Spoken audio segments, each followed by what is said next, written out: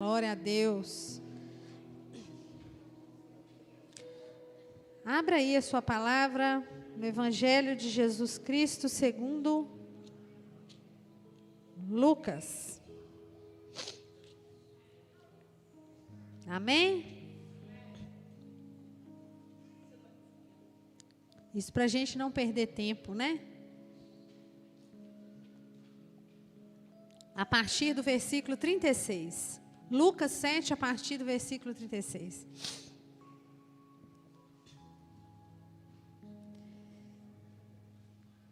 Antes de começar, a gente tem que dar honra a quem tem honra, não é assim? A gente tem que honrar as pessoas. E eu queria honrar a Carol nessa noite. Minha amiga. Carol conheceu o antes e o durante. E foi pela vida dela, uma das pessoas que foi usada para me converter. Se eu estou aqui hoje, eu sou grata a Deus pela vida dela. Uma menina de uma obediência ímpar, porque ela se candidatava a estar convivendo comigo e com outras pessoas absolutamente fora de conversão, em rota total de colisão com a palavra. E ela ficava ali naquele meio e... mesmo assim, na obediência impecável, na observância da Bíblia, ia falando de Jesus, e eu ficava olhando e falava, gente, o que é isso, né? E aqui estou eu. Então, que Deus abençoe sua vida poderosamente. Amém. Amém. Vamos lá, então, Lucas 7, 36. E rogou-lhe um dos fariseus que comesse com ele. E entrando em casa do fariseu, assentou-se à mesa. E eis que uma mulher na cidade, que era uma pecadora, sabendo que ele estava à mesa em casa do fariseu, levou um vaso de alabastro com unguento. E estando por detrás, aos seus pés, chorando, começou a regar seus pés com lágrimas, e os enxugava com os cabelos da sua cabeça, e beijava seus pés e os ungia com unguento. Quando isto viu o fariseu, que o tinha convidado, falava consigo dizendo, se este fosse profeta, bem saberia quem e qual é a mulher que lhe toca, pois é uma pecadora. E respondendo-lhe Jesus, disse-lhe, Simão, uma coisa tenho a dizer-te. E ele disse, dize-a, mestre. Um certo credor tinha 2 devedores. Um devia-lhe 500 dinheiros e o outro 50. E não tendo eles com que pagar, perdoou-lhes ambos. Dize, pois, qual deles o amará mais? E Simão respondendo disse, tenho para mim que é aquele a quem mais perdoou. E ele disse, julgaste bem. E voltando-se para a mulher, disse a Simão, vês tu esta mulher? Entrei em tua casa e não me deste água para meus pés, mas esta regou meus pés com lágrimas e os enxugou com os cabelos da sua cabeça. Não me deste ósculo, mas esta, desde que entrou, não tem cessado de me beijar os pés. Não me ungiste a cabeça com óleo, mas esta ungiu meus pés com unguento. Por isso te digo, que os seus muitos pecados lhe são perdoados, porque muito amou. Mas aquele a quem pouco é perdoado, pouco ama. E disse a ela, os teus pecados te são perdoados. E os que estavam à mesa começaram a dizer entre si, quem é este que até perdoa os pecados? E disse a mulher, a tua fé te salvou, vai-te em paz. Amém? Amém. Senhor Deus, santo, querido Pai, Que o Senhor possa, Pai, na autoridade do nome de Jesus, usar a minha boca, os meus sentidos espirituais, que o Senhor venha tomar a direção de toda a ministração, Pai, que o Senhor venha falar poderosamente aquilo que é do Teu plano, aquilo que é direcionado, Pai, para nós nessa noite, Pai. Que eu seja ministrado, os meus irmãos sejam ministrados, e todos aqueles, Pai, que tiverem acesso a essa ministração, possam ser tocados pelo Teu Espírito Santo. É o que eu te peço em nome de Jesus. Amém? Gente, essa palavra é uma palavra conhecida, né? Todo mundo já passou por aqui em algum momento, não é assim? Inclusive, tem gente que confunde esse trecho com aquele outro trecho, né? Onde ele estava em Betânia. Aqui ele estava em Naim. Em um outro evangelho, em um determinado momento, uma mulher derrama o óleo sobre os pés dele, um óleo caríssimo, né? E Judas fica todo mexido. Nossa, era melhor dar para os pobres. Essa é uma outra pregação, né? Hoje nós estamos falando da mulher pecadora de Naim, né? E nós temos aí 3 personagens nessa cena bíblica. Nós temos Jesus, nós temos a mulher pecadora, cujo nome não é mencionado, e nós temos o fariseu, né, que é Sião. Sião, o fariseu. Muito bem. Era uma noite de hospitalidade, né? O fariseu, naquela conjuntura, naquela sociedade, era alguém de destaque social, né? Não era uma pessoa qualquer. Era um doutor da lei, era uma pessoa que, teoricamente, tinha autoridade espiritual, né? Era alguém que observava o judaísmo de uma forma muito exata, de uma forma muito fiel, era alguém extremamente religioso e que, por isso, também tinha um destaque político dentro daquela sociedade. Esse fariseu decidiu convidar Jesus à sua casa para jantar, para receber Jesus. Nós percebemos pelo texto bíblico que, ao receber Jesus, ele não cumpre os rituais naturais de quem está recebendo dentro daquela cultura, né? Seria normal lavar os pés do visitante, beijar o visitante, o ósculo aí é o beijo no rosto, né? E seria normal colocar uma gota de óleo em cada um dos pés desse visitante, de um óleo, uma gotinha. Tá? Isso era uma honra, isso era uma forma de dar boas-vindas, isso era ser educado, né? No entanto, esse fariseu, ele não cumpre esse ritual, né? Isso é uma característica desse texto. E isso nos mostra, de certa forma, qual era a intenção desse fariseu ao convidar Jesus. A intenção dele era observar de perto, né, o que estava acontecendo. Era matar a curiosidade, né? Quem é esse cara? Quem é esse, como diria o povo do Globo Repórter, né? Como se reproduz? Do que se alimenta? Onde vive esse tal de Jesus? Quem é esse cara? Deixa eu ver de perto o que está acontecendo. Né? E ele vai, convida Jesus a jantar na casa dele. Deixa eu observar, né? Deixa eu ver qual é a desse cara. Foi isso que ele fez, esse fariseu fez. E Jesus vai, aceita. Afinal de contas, Jesus, ele aceita convite de todo mundo. Vocês já viram Jesus recusar um convite? Uma das poucas vezes no Evangelho que Jesus fala assim para não aceitar ficar em algum lugar, é quando ele diz para os discípulos dele que no lugar onde eles não fossem bem recebidos, que eles não levassem nem o pó da sandália, né?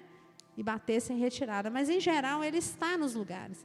Ele se coloca nos lugares, até porque ele está ali para gerar algum tipo de ensinamento, né?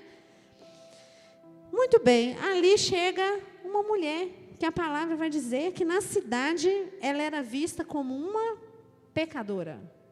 Uma mulher desobediente, né? A gente não sabe se a desobediência dela era em relação às questões morais, às questões judaicas, às questões patrimoniais. Nós não sabemos a ordem da desobediência dela. A Bíblia só fala que ela era pecadora, né? Pecadora, mas nós não somos todos pecadores? Então, quando a Bíblia está dizendo que ela era pecadora, está querendo dizer que ela não observava o judaísmo, porque se todos somos pecadores, ela era pecadora aos olhos daquela comunidade, ou seja, ela não respeitava a lei mosaica por algum motivo.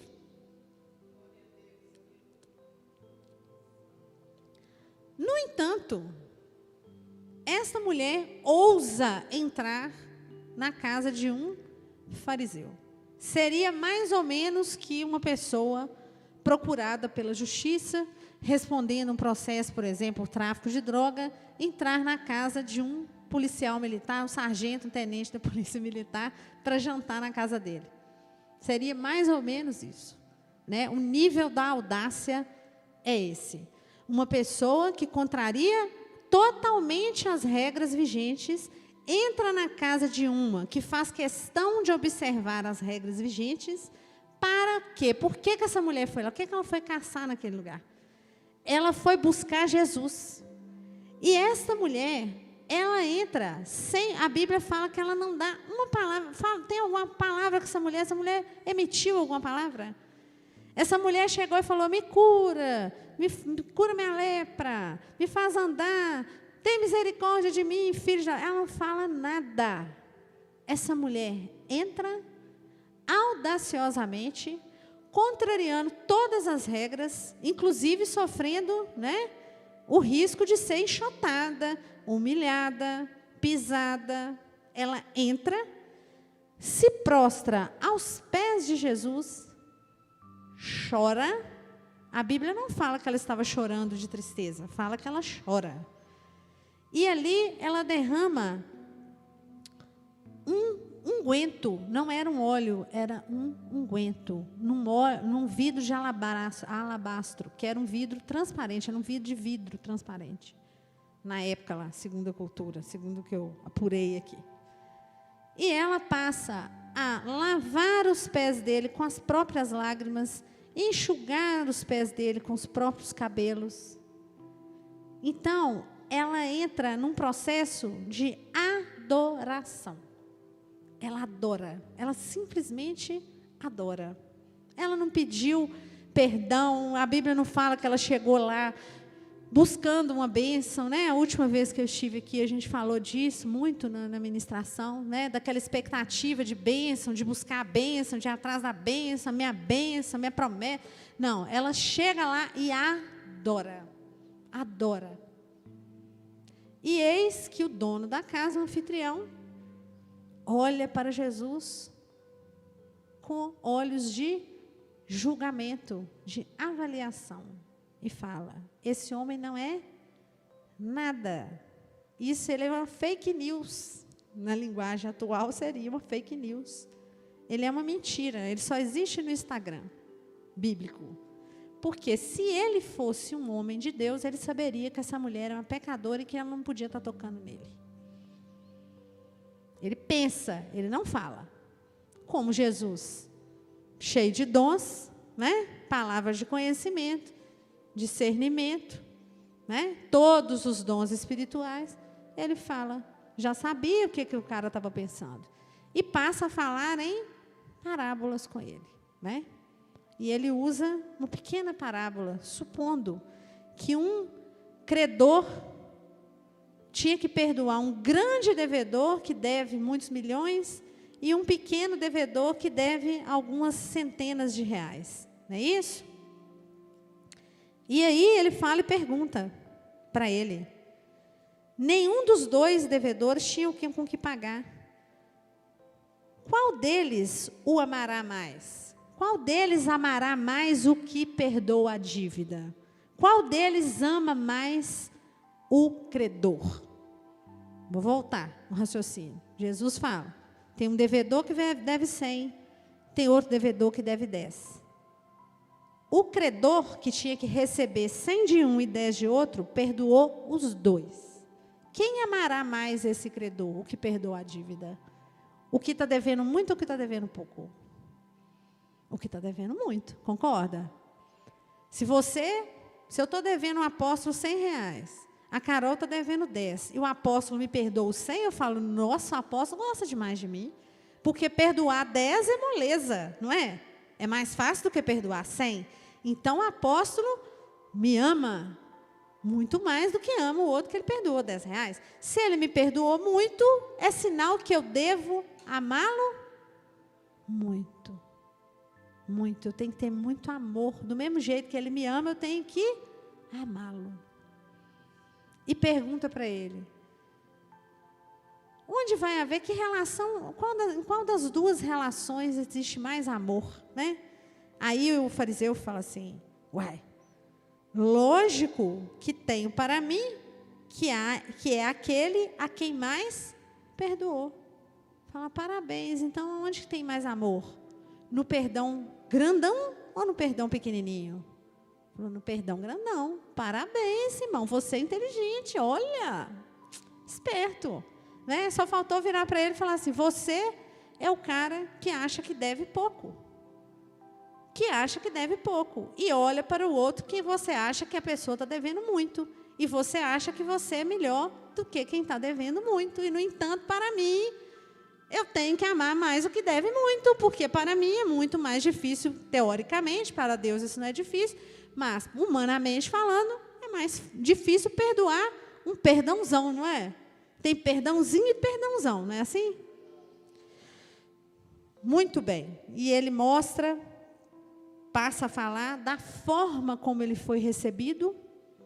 Fala: a mulher que você acha que é a última das mortais, a pecadora, a enjeitada, me recebe da forma muito melhor do que a que você me recebeu. Diga-se de passagem.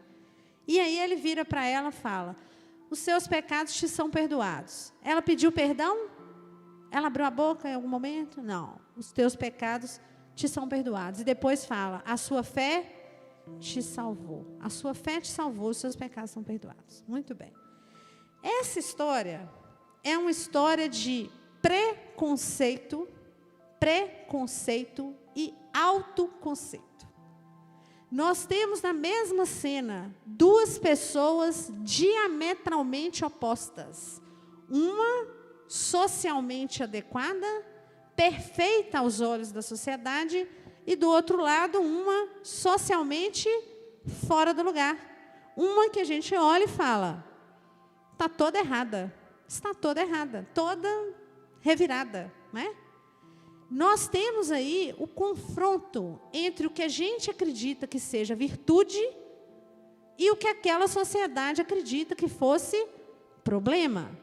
Ah, mas hoje a gente já sabe que farisaísmo estava errado. Mas aí eu pergunto para vocês: quantas vezes nós julgamos as pessoas acreditando no que a gente acha que é virtude, no nosso conceito de virtude?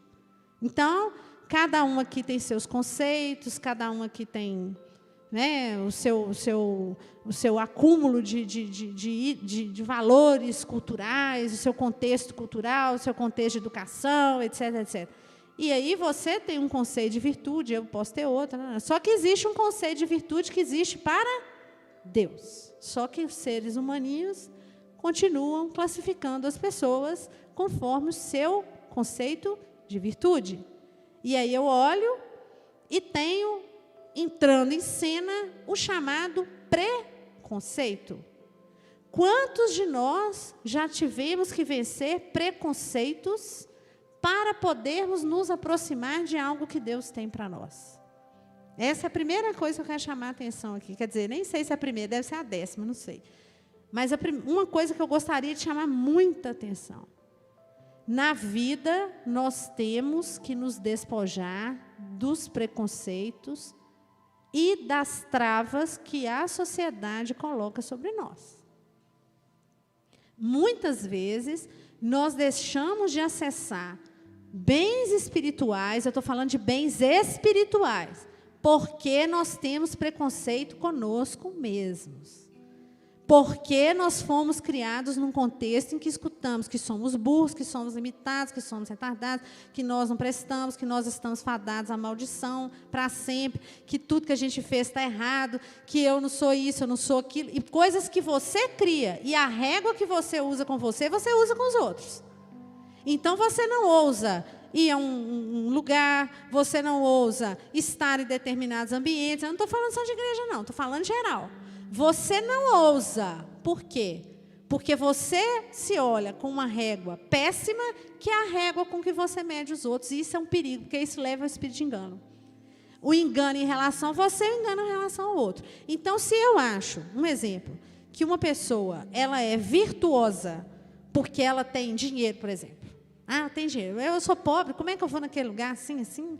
Eu sou pobre, eu não sei chegar, não sei sair, né?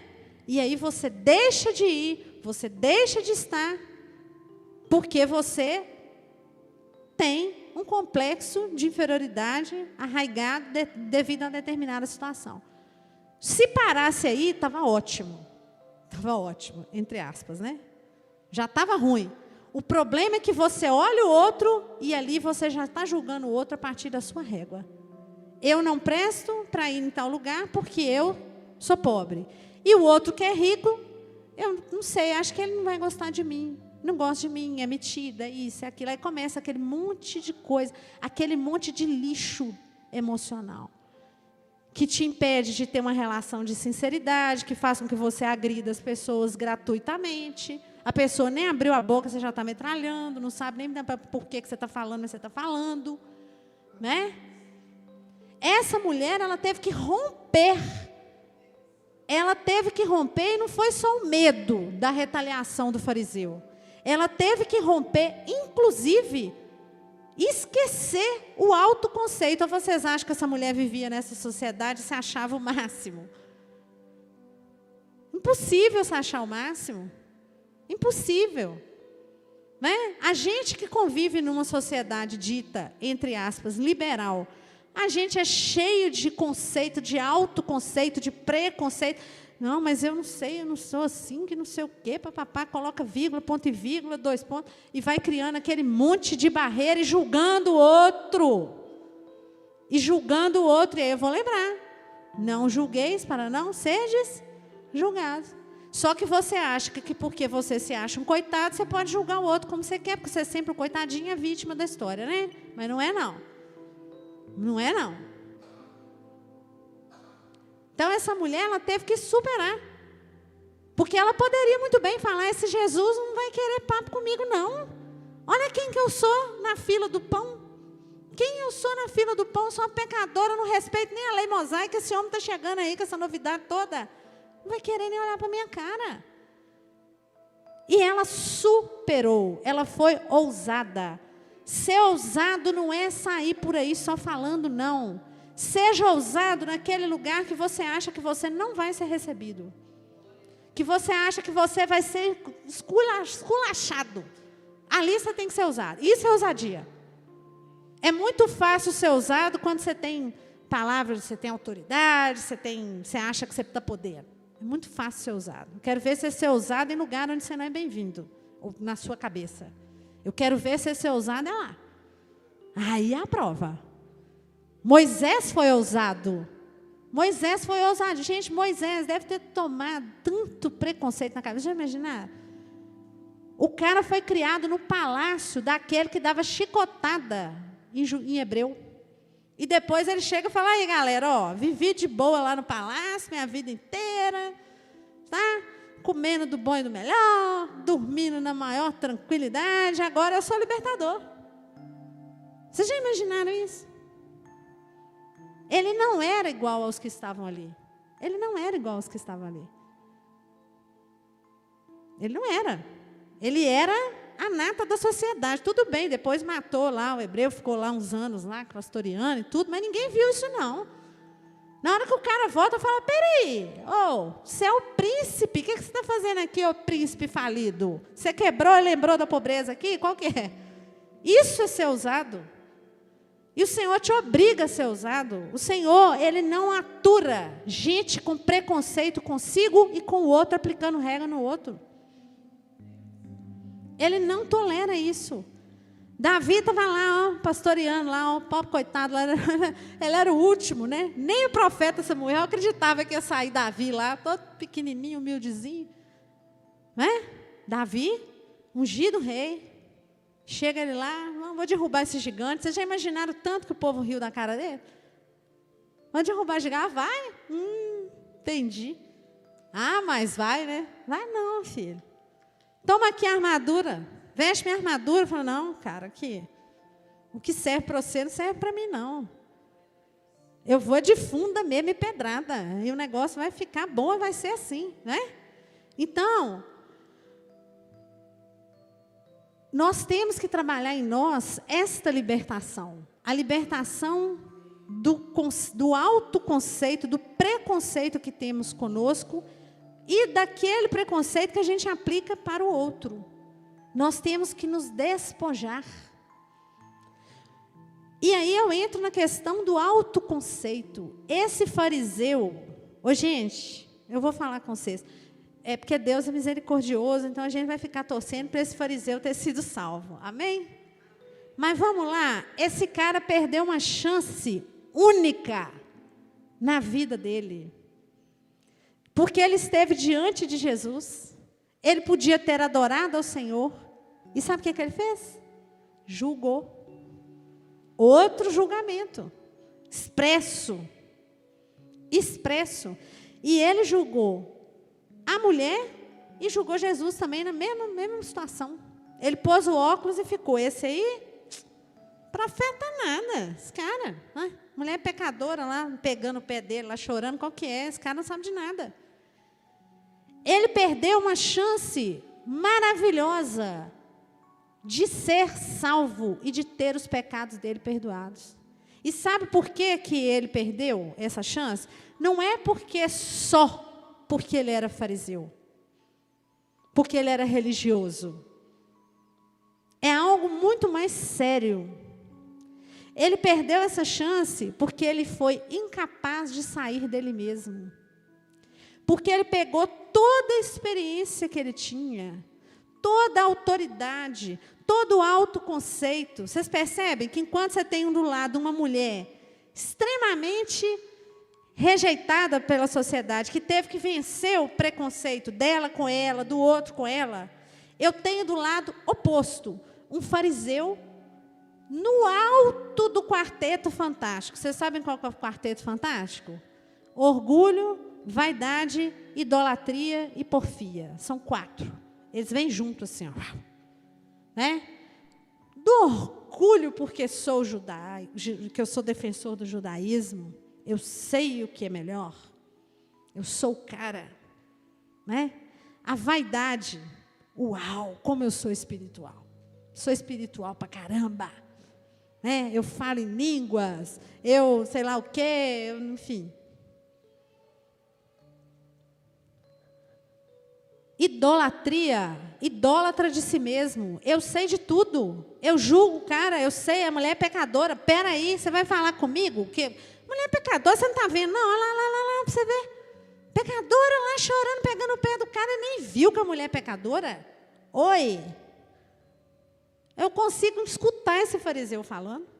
Eu consigo escutar, eu gosto de entrar na cena para eu entender. Imagina, né? Entrar uma mulher aqui toda vestida de vermelho, soltando um pito aqui, né? Já imaginou a cena? Né? A cena. Aí a mulher cai. Bolão. Caiu. Quem acredita que é capeta? Uau! Quem acredita que foi batizado com o Espírito Santo? Cri, cri, cri, cri. Porque a gente já tem... A gente já tem o quê? A gente sabe, né? A gente é espiritual, não é assim? E debate com o outro ainda, que é a porfia, o debate. Pá, pá, um fala uma coisa, outro fala outra, fala coisa, fala outra, fala coisa, fala outra, e briga e etc. Esse fariseu, ele perdeu a chance maravilhosa de ter se despojado dele mesmo. E aí eu estou falando de uma avaliação religiosa, mas eu poderia falar de qualquer outro tipo de avaliação. Nós avaliamos muito pelas experiências que a gente tem, e a gente acha que a gente sabe alguma coisa pela experiência que a gente tem. Né? É muito difícil a gente se desfazer do que a gente sabe, do que a gente tem, do que a gente aprendeu, do que a gente caminhou. E a vida, as situações que o Senhor apresenta para nós, elas são muito mais complexas do que o que a gente é capaz de avaliar. Então, quando a pessoa estudou muito, piora a situação. Piora a situação. Imaginem para vocês o que é você ter que tomar decisões o tempo inteiro, que você acredita que você está habilitado tecnicamente. Tecnicamente, você estudou, você... eu estou falando de mim, tá, gente? Não estou falando de ninguém, não. Eu gosto de falar de mim, que é bom que, né? Você estudou, você tem experiência, 20 anos de gestão, uhul, né? E aparece a situação, qual que é o primeiro impulso, gente? Qual que é o primeiro impulso? Avaliei, resolvi, decidi. Avaliei, resolvi, decidi. É assim, é assado, pá, tá, resolvido. Não é assim? Não é, não pode ser. Aí que está, não pode ser. Porque nós que pretendemos uma caminhada com o Senhor, nós temos que nos desfazer de nós mesmos. Esse fariseu, ele não se desfez dele. Esse homem devia ter anos de estudo do judaísmo, anos de sinagoga, anos.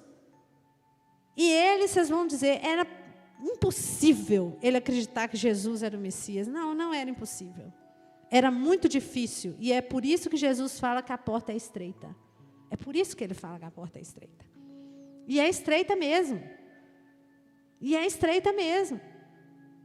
Por quê? Porque às vezes você tem 5, 6 opções, todas estão dentro da palavra. Para que lado você vai? Para o que te aparenta ser o melhor?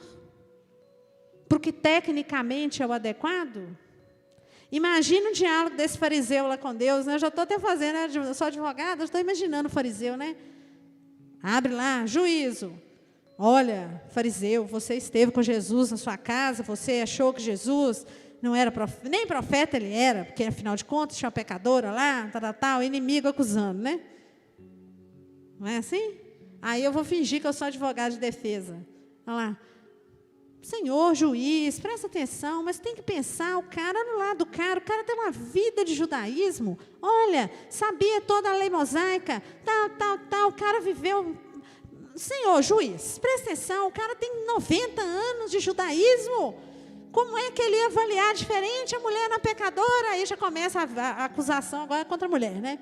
A mulher é uma pecadora. Como que ele ia imaginar isso? Isso é desculpa, gente. Isso é desculpa. Isso é passação de pano. Isso é Adão lá no jardim do Éden.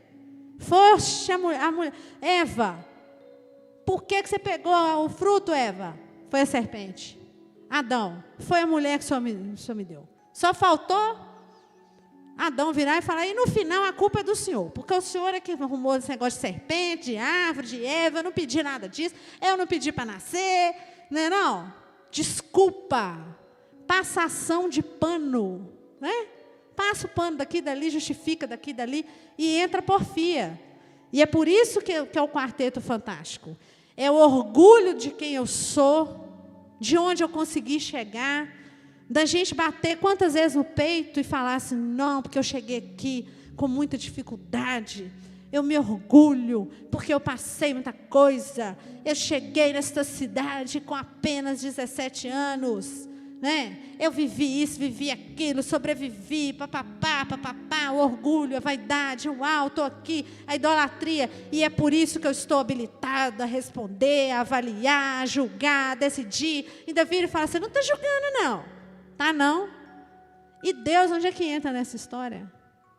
Quantas vezes nós somos esse fariseu? Quantas vezes nós caímos em espírito de engano, porque a gente acha que a gente é mais do que a gente realmente é? Porque a gente acha que a gente está habilitado a avaliar situações a partir das nossas experiências. Deixa Deus usar a sua experiência. Deixa você se deparar com situações complicadas e falar, ô Pai, controla minha mente, eu não penso mais nada, não quero pensar.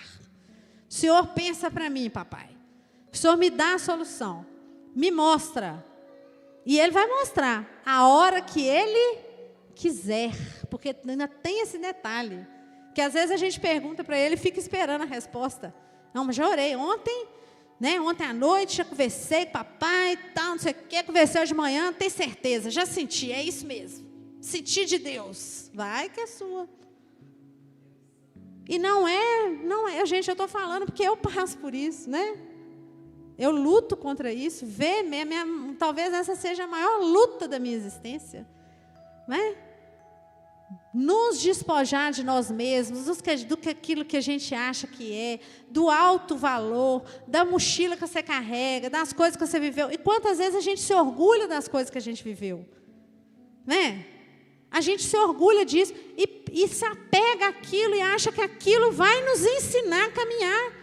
Que eu posso pegar aquilo e sair caminhando e cantando e seguindo a canção, igual aquela música que tem. E não vai dar certo.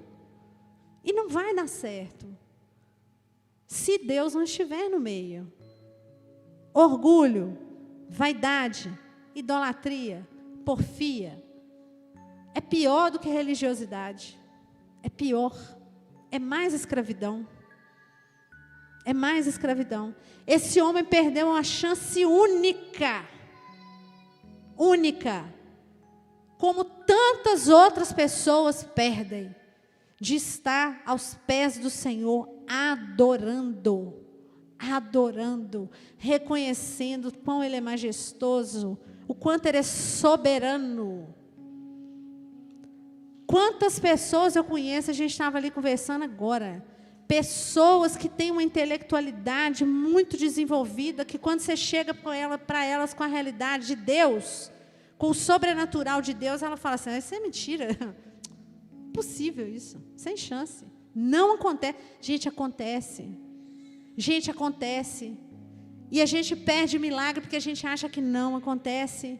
Porque a gente pega a experiência da gente de vida, a do outro, e sai falando impossível, impossível, impossível. Para Deus nada é impossível, você acredita nisso? Amém? Então toma posse, porque eu acredito que para Deus nada é impossível. Pode ser impossível para a sua fé, ou para a minha, para o tamanho dela.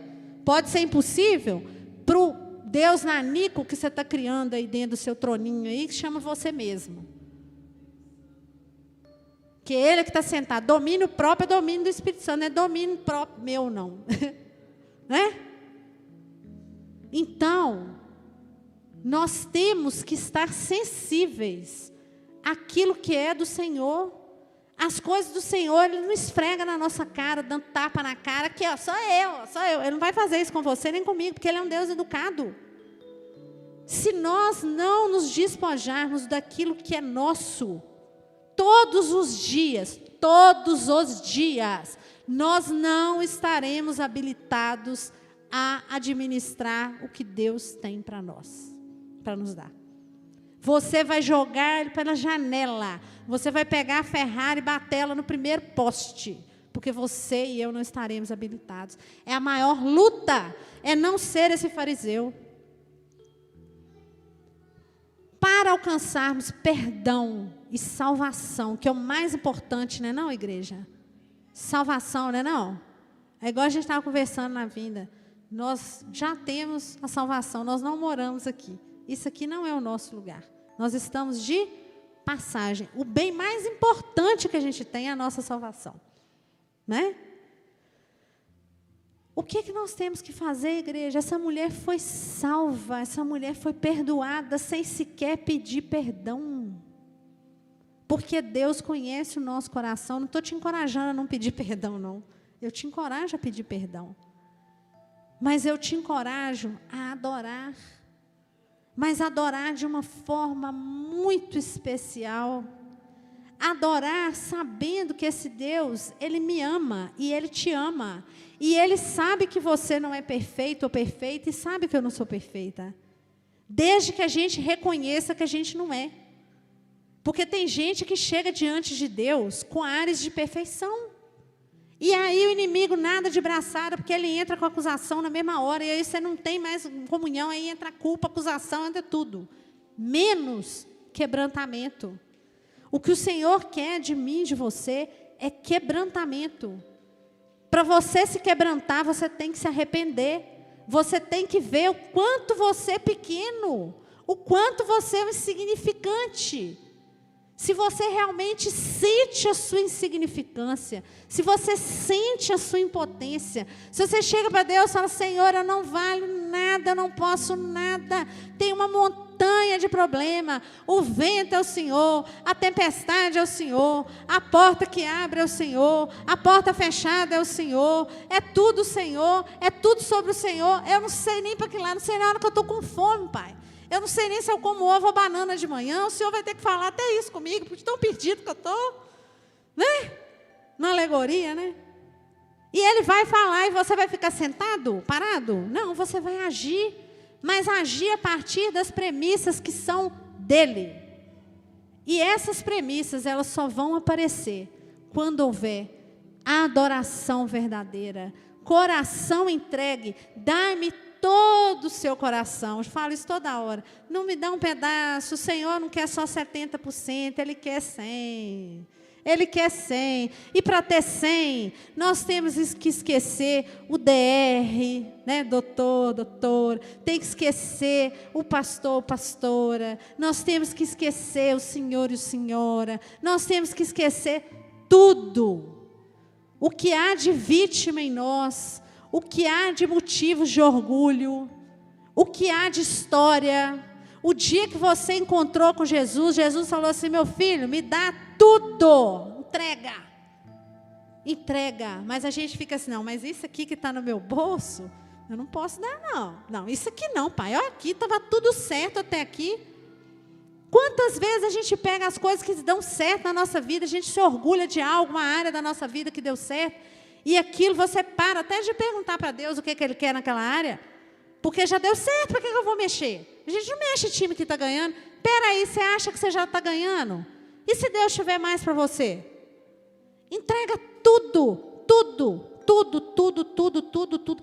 Não vamos ser fariseus, mas não é o fariseu do religioso, é o fariseu do orgulhoso, do que olha e julga, ao invés de adorar, ao invés de aproximar do Senhor, falar: Senhor, nunca vi isso na minha vida, eu nunca vi alguém fazer essas coisas, eu nunca vi ninguém perdoar.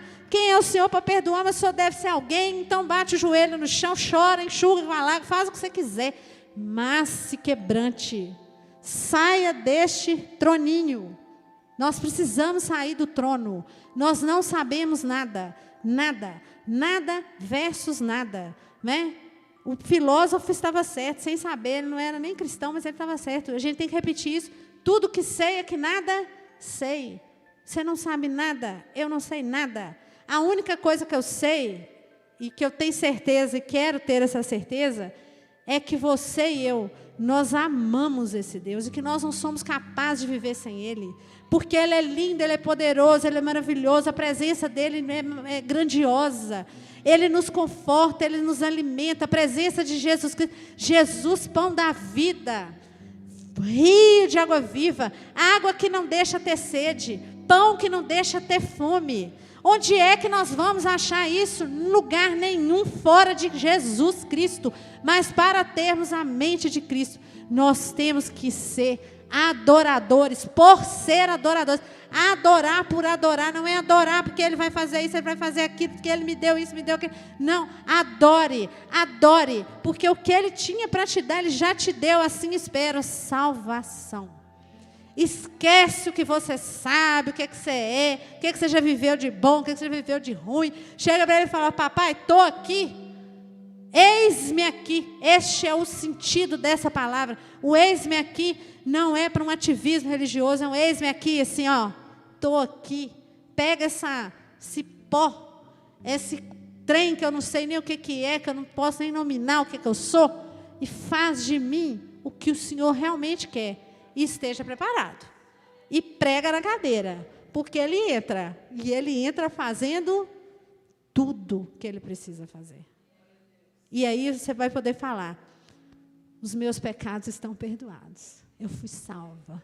Porque eu adoro esse Deus. Adoro, adoro, adoro. Amém?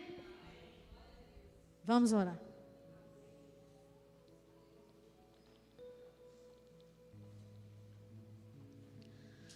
Quero orar por mim e por você essa noite. Mas essa noite eu vou só agradecer. Eu vou só louvar. Eu vou só declarar o tanto que Ele é lindo, maravilhoso. Vamos abrir as nossas bocas para declarar a Ele o nosso amor, igreja. Vamos fingir que nós somos essa mulher pecadora que chorou à vontade? Vamos. Vamos nos candidatar a falar com Ele, o tanto que Ele é lindo, maravilhoso.